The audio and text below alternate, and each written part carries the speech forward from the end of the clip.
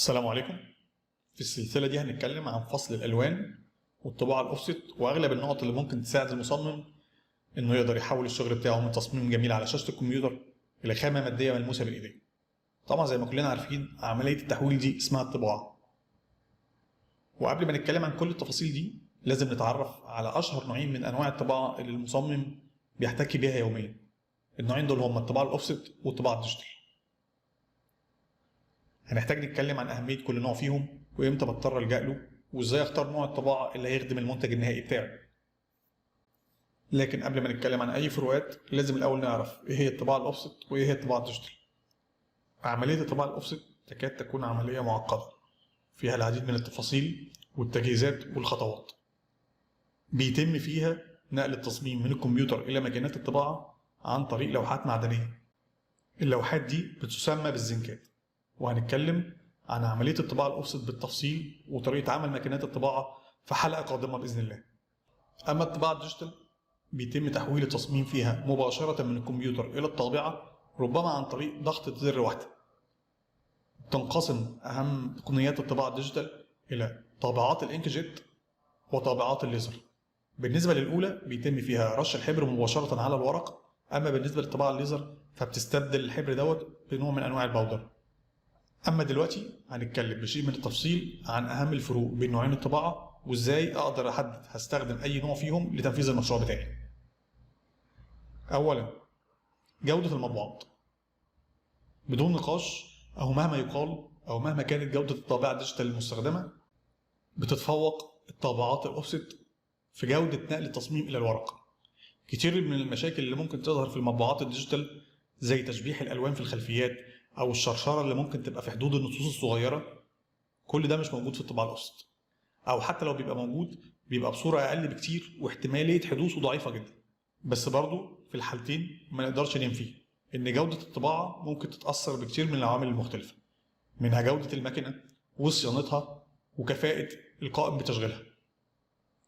ثالثا، اللون عنصر مهم جدا بيتصل بموضوع الجودة اللي اتكلمنا عليه في النقطة اللي فاتت. الطباعة الأوفست بتدي ألوان أكتر دقة وأقرب بكتير للألوان في التصميم، وده طبعا بالمقارنة مع الطباعات الديجيتال.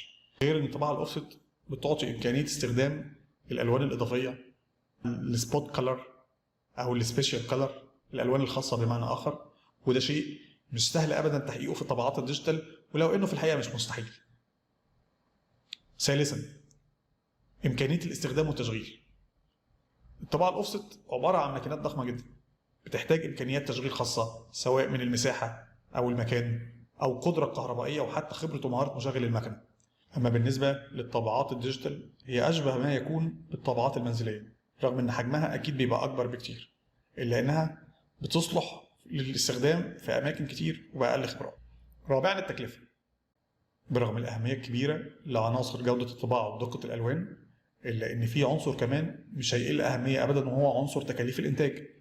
تحديد التكلفة زي العديد من العناصر أمر نسبي وبيخضع للكثير من العوامل، أهمها كمية الشغل المطلوب تنفيذه. فالعدد المطلوب من مطبوعة معينة من أهم العناصر اللي هتساعدني أتخذ قرار ألجأ لأي نوع من أنواع الطباعة. ده بسبب مثلا إن الطباعة الأوفست بتستلزم مجموعة كبيرة من التجهيزات زي الزنكات والأفلام.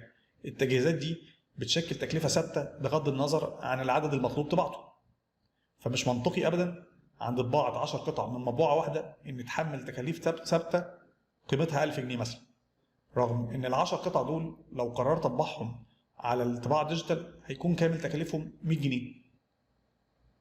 والعكس صحيح طبعا، لما يكون معايا عدد مطبوعات كتير في الحالة دي هفكر على طول في الطباعة الأوفست. في الحالة دي تكلفة التجهيزات هتتوزع على العدد المطبوع، وبالتبعية التكلفة الكلية هتقل.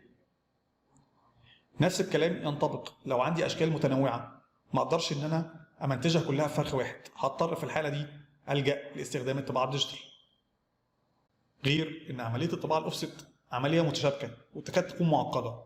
العملية دي بتحتاج مكن مكلف وفني محترف، وكل مرة بطبع بضطر أعيد ضبط المكنة من أول وجديد مع كل عملية طباعة.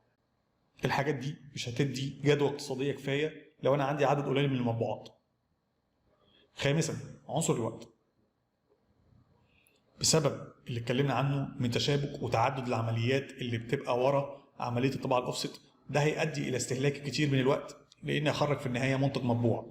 ده عكس الطباعه الديجيتال، زي ما ذكرنا قبل كده الموضوع بيتم بمجرد نقل صباع. سادسا، نوع الورق ومقاساته. على العكس من الطباعه الاوفست، مش كل انواع الورق نقدر نطبعها بنفس الكفاءه على طبعات الديجيتال. اغلب الاعم افضل انواع الورق اللي ممكن نشغلها على طبعات الديجيتال هي الورق الكوتد او الجلوسي اللامع. فهنلاقي ان اكثر انواع الورق شيوعا في المطابع هو ورق الكوشيه. طبعات الاوفست بقى بترحب بكل انواع الورق وبافضل اداء، سواء الكوشيه او الدوبلكس. حتى انواع الورق الكوتد، المط، الدوبلوكس المصري والفبريانو والكرافت، حتى ورق الكتابه 80 جرام كله شغال على الطباعه الاوفست.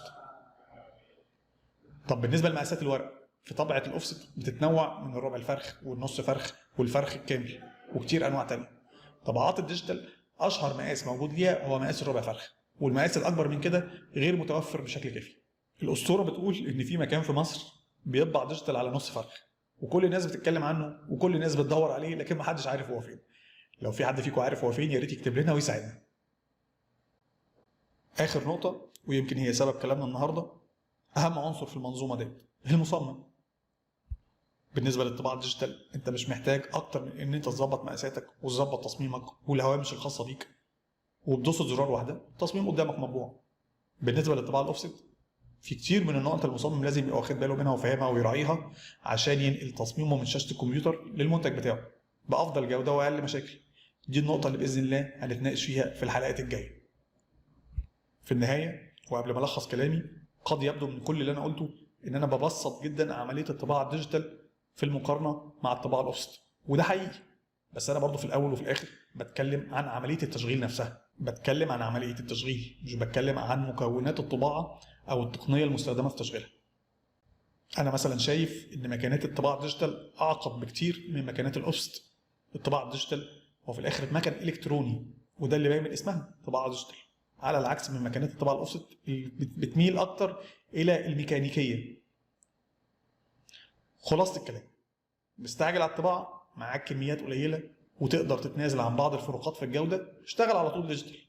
معاك اعداد كبيره ومقاسات كبيره والمنتج بتاعك محتاج دقه شديده في الالوان او الوان خاصه، عليك وعلى الاوفست. لو الحلقه عجبتك اعمل لنا لايك، ولو قدرنا نفيدك بحاجه شيرها وخلي اصدقائك من المصممين يستفادوا هم كمان. اما لو كان عندك تعديل او تصحيح او حابب تضيف لنا حاجه جديده اكتب لنا في الكومنتات وخلينا نتناقش مع بعض.